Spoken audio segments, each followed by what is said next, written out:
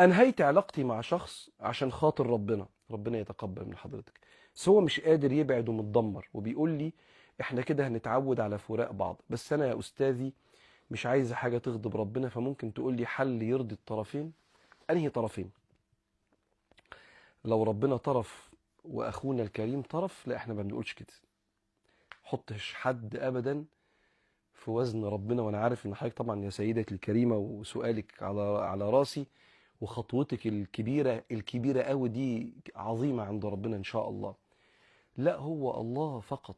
والله لو احببنا والناس الغالية علينا رضيوا يبقى نعمة وستر ولطف. ارضينا الله ورضي العباد.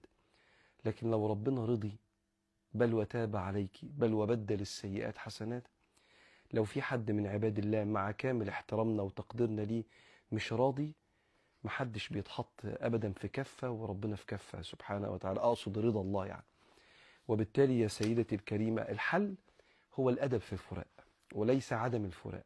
انك تقولي للراجل الجميل الطيب ده يا رب يا رب تتجوزوا لو في خير يا رب ليكم، تقولي له بأدب واحترام ومحبة، مش تسيبيه كده بالهجر من غير ما تقولي له حاجة، وبينكم علاقة محرمة، اخرجي منها بالذوق كده والأدب.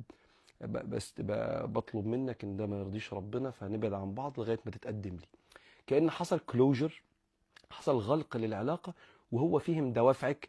لا انت كرهتيه ولا زهدتي في العلاقة لأنه إنسان ما يستحقش خالص.